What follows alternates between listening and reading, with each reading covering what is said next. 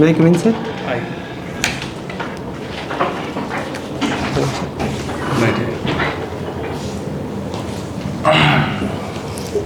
Thank you sir. Aditya Kumar Singh, ये sir.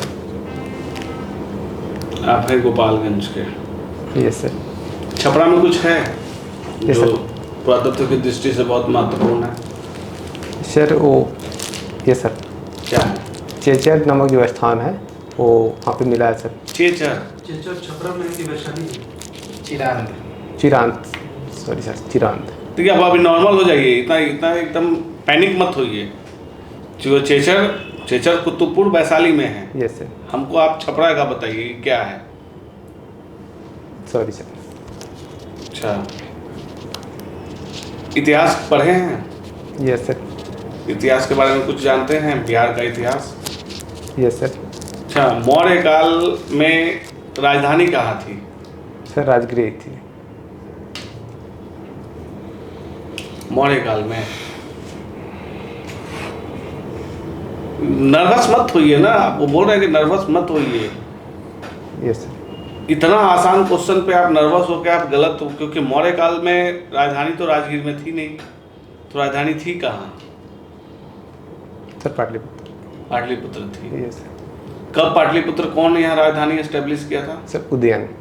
Udayan ने किया था। Yes sir. पाटलिपुत्र से कुछ मौर्यकालीन अवशेष मिले हैं क्या?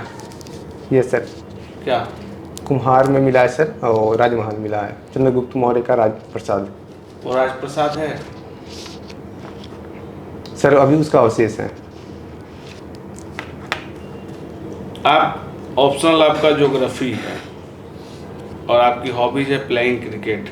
Yes sir. Cricket world cup की शुरुआत कब होती है? सर 1975 में। कौन जीतता है उसमें? West Indies.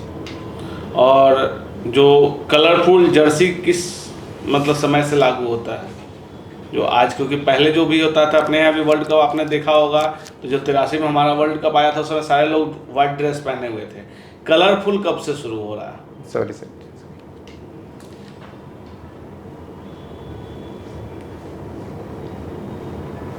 ज्योग्राफी है आपका ऑप्शनल, और ग्रेजुएशन मतलब दोनों में ज्योग्राफी है। Yes sir.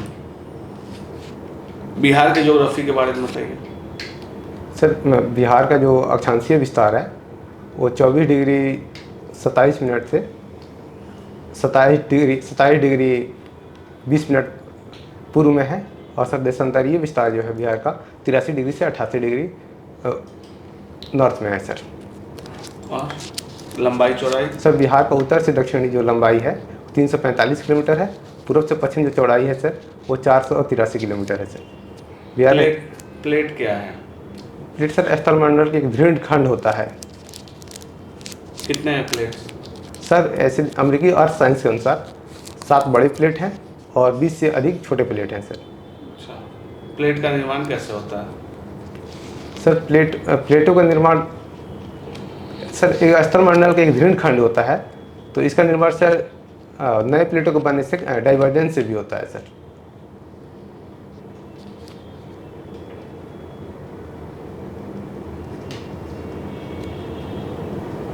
पटल निर्माण, पटल विरूपण। Yes sir.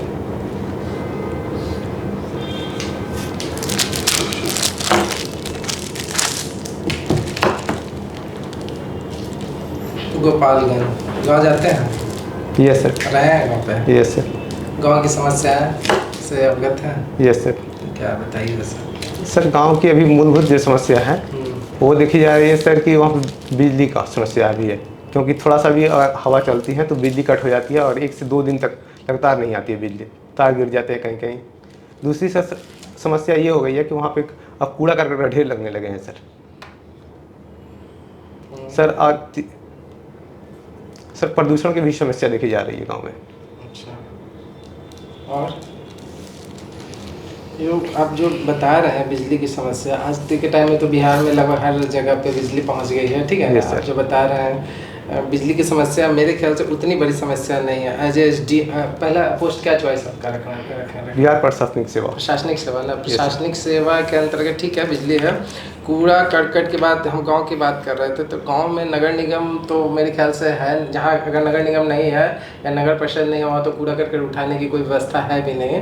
प्रॉपर अगर गाँव में आप गए हैं तो वहाँ तो वो समस्या ठीक है, लेकिन एज ए SDM बहुत सारी समस्या आपको शिक्षा के क्षेत्र में आ जाएगी। चाहे बहुत सारी योजनाएँ लागू चल रही है, उसका क्रियान्वयन ढंग से नहीं हो रहा है, वो सब बहुत सारी समस्याएँ हैं। ठीक है, आपको बता दिए आपका जहाँ ब्लॉक है, ठीक है, आपका अनुमंडल जहाँ पे है, आपको वहाँ पे SDM आपकी पोस्टिंग होती है, आपकी 3-4 प्राथमिकताएँ क्या रहेगी? सबसे पहले वहाँ के स्थानीय लोगों से संवाद स्थापित करना, अपने अधीनस्थ जो भी रहेंगे उनके बीच सहयोग की भावना के लिए एक मीटिंग करना कि अगर हम लोग सशक्त होंगे और सही समय पर अपना कार्य करेंगे तो देश सशक्त होगा ये, और समाज में सरकारी योजनाएं जितनी भी है उसका सही से प्रयोग कर पाएंगे हम लोग। तीसरा सबसे बड़ा रहेगा मेरा कि गांव में जाकर एक पैम्पलेट बांटना, पैम्पलेट चिपका देंगे, वहाँ पे जितनी भी सरकारी योजनाएं हैं उसके बारे में बताएं, क्योंकि गांव के लोगों को देखा जाता है सरकारी योजना के बारे में पता ही नहीं रहता है कौन कौन योजना है। उसके नीचे आप अपना नंबर लिख देंगे और उसमें ये सुझाव दे देंगे कि अगर कोई इस योजना के लिए कोई पैसा आपसे मांगे तो इस नंबर पर आप डायरेक्ट कॉन्टैक्ट कर सकते हैं। ठीक है, SDM के नीचे और ऊपर हायरार्की इसका क्या है कुछ? सर SDC के रूप में फाली होती है। SDM जैसे है तो इनके नीचे इनके अधीनस्थ क्या क्या होंगे, इनके ऊपर कौन कौन से होंगे, कौन कौन से पोस्ट आते हैं? सर SDM के ऊपर DM। अच्छा, ADM? Yes sir. ADM DM के ऊपर? Sorry sir. अच्छा ठीक है, आपने लिखा है प्लेइंग क्रिकेट, ठीक है, क्रिकेट खेलते हैं, देखते भी हैं? सर कभी कभी टाइम मिलता है तो देख लेते हैं, नहीं तो खेलना पसंद करते हैं। खेलते, अब तो खेलना तो छूट गया होगा, है ना? नहीं सर, अभी खेलते हैं? यस पटना आए हैं तो थोड़ा नहीं। क्रिकेट में कैरम बॉल क्या आता है? सर जो बॉल गिर के सीधे निकल जाए, टर्न ना करे, ना लेफ्ट ना राइट टर्न करे, वो कैरम बॉल होती है सर।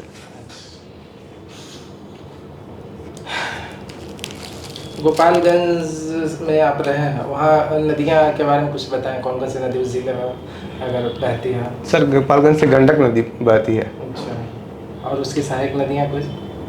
सर गंडक नदी ही गोपालगंज में सिर्फ बहती है, और कोई नदी नहीं? नहीं सर। तो नदी भी? सर नदी नहीं है वो।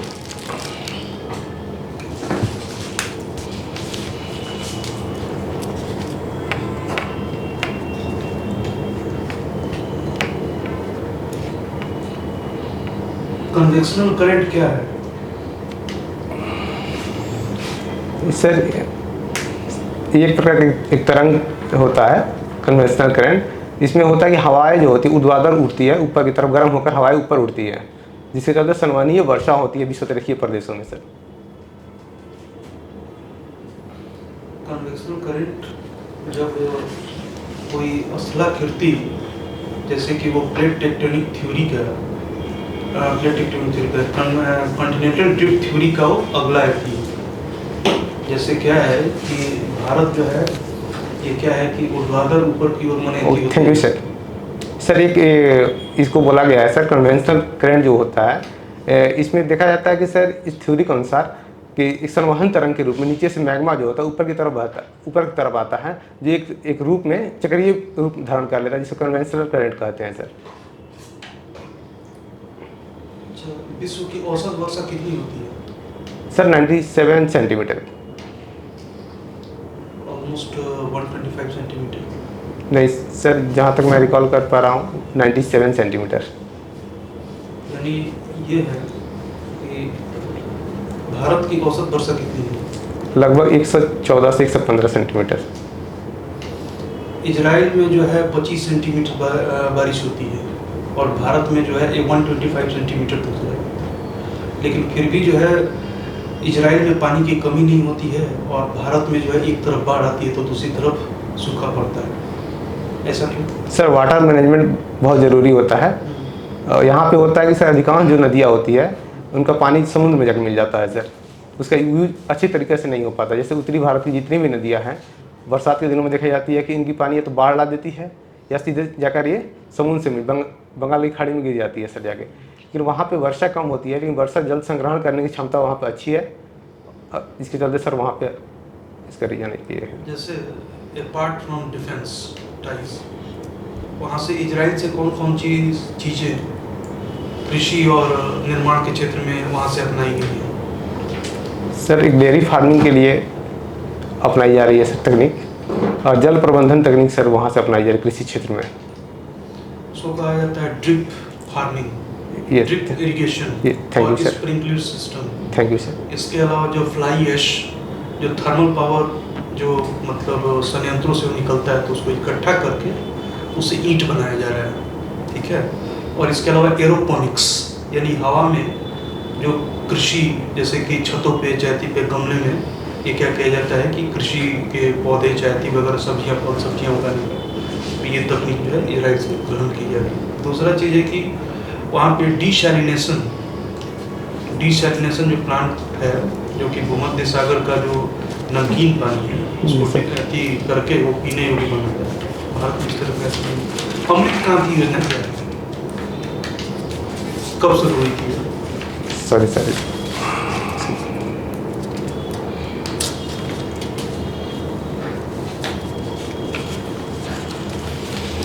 अच्छा, ये पश्चिम भारत में और दक्षिण के कुछ प्रदेशों में गन्ने की खेती होती है। Yes sir. उत्तर भारत में भी या पूर्व भारत में भी गन्ने की खेती होती है, लेकिन दोनों के बीच में डिफरेंस किस चीज़ को लेकर है? सर वहाँ पे जो गन्ना होता है ह्यूमिडिटी को लेकर सर मैंने दिखाया जाता है। वहाँ के गन्ने में जो होता है शक्कर की मात्रा बहुत ज़्यादा होती है सर। जैसे वहाँ पर अगर 100 ग्राम गन्ना लेंगे दक्षिण भारत में, तो वहाँ पर लगभग 12 से 13 ग्राम शक्कर निकलता है। लेकिन उत्तर भारत में लेंगे सर तो 100 ग्राम गन्ना में 8 से 7 ग्राम शक्कर निकलता है। एक तो जलवायु का हो गया, दूसरा चीज सर काली मिट्टी वहाँ पे जो पाई जाती है, लंबी पेराई अवधि होने के चलते, जैसे वो गन्ना खेतों से ये सर वहाँ, और जब वो मिल में जाता है तो बहुत सारा एथी उसका सूख जाता है, तो पेराई अवधि लंबा होने के चलते उत्पादकता जो होती है वो कम हो जाती है। ये सर दक्षिण भारत और उत्तर भारत में। Thank you sir. अच्छा, ये बताइए कि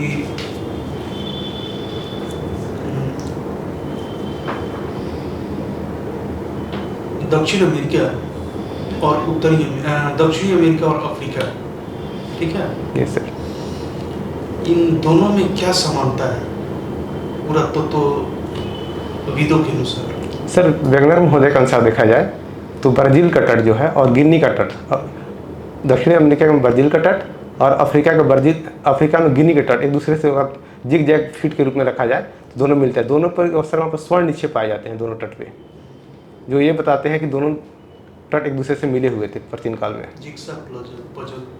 अच्छा, इसको कंप्यूटर विज्ञान के द्वारा किसके द्वारा किया गया था? Sorry sir. गोलार्ड। Thank you sir. अच्छा, ये बताओ कि प्रवाल भित्ति के निर्माण के लिए आवश्यक दशाएं कौन कौन सी हैं?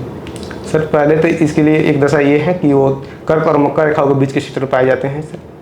दूसरा सर इसमें जल का जो लवणता होना चाहिए वो 27 से 31 होना चाहिए। 31?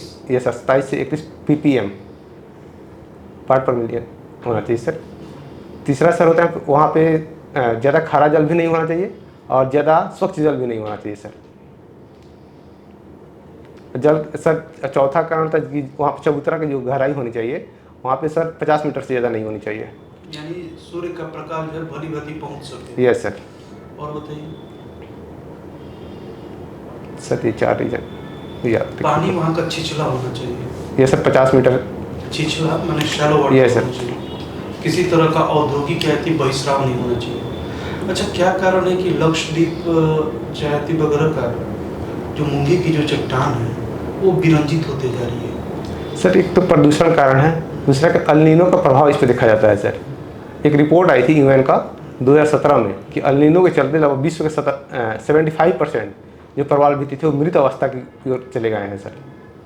जिसको कि वो जो रंगीन रहती है चुना पत्थर की जो ये चट्टानें हैं वो विरंजित होकर बदरंग माने उजली हो गई है। ये सर। भारत में कहाँ कहाँ प्रवाल भित्ति पाया जाता है? सर लक्षद्वीप प्रवाल भित्ति का द्वीप है सर। और सर लक्षद्वीप ही एक प्रवाल भित्ति द्वीप है।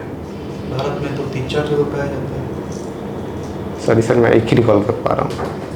मन्नार की खाड़ी, फिर कच्छ, ठीक है, अंडमान निकोबार, वहाँ भी पाया जाता है। Sir thank you sir. अच्छा, ये बताइए कि अभी कल का मैच आपने देखा? नहीं सर, सर तो उसका समरी पढ़ा था मैच का। वनडे वंडर्स किसके द्वारा लिखी गई थी? सॉरी सर, सुन नहीं के क्वेश्चन। वनडे वंडर्स एक बुक है, किसके द्वारा लिखी गई थी? Sorry sir. शुरुआत में जो विश्व कप में क्रिकेट मैच होता था वो कितने ओवर का होता था? सर 60 ओवर का होता था।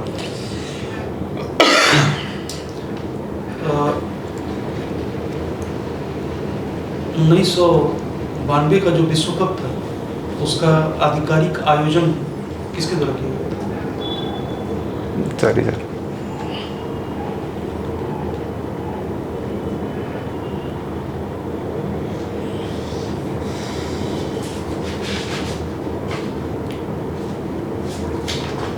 अच्छा, वहाँ पे मध्य अफ्रीकी ये जो है कांगो बेसिन में लोगों के द्वारा एक स्टेपल फूड जो है उगाया जाता है, ठीक है, जो कि हम लोग की तरह कंद मूल की तरह होता है, कंद की तरह।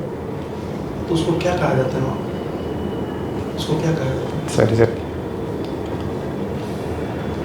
लेटराइट मिट्टी में किन किन फसलों की अच्छी खेती होती है? सर लेटराइट मिट्टी में मेनली होता है सर, जैसे चाय की खेती के लिए होता है सर वो। दूसरा सर वहाँ पर मसाले की खेती मेनली की जाती है लेटराइट मिट्टी में। टैपियोका, काजू, ठीक है, ये सर। चलिए ठीक है आदित्य जी, आपका 19 तारीख को 1-2 इंटरव्यू मॉक यहाँ पे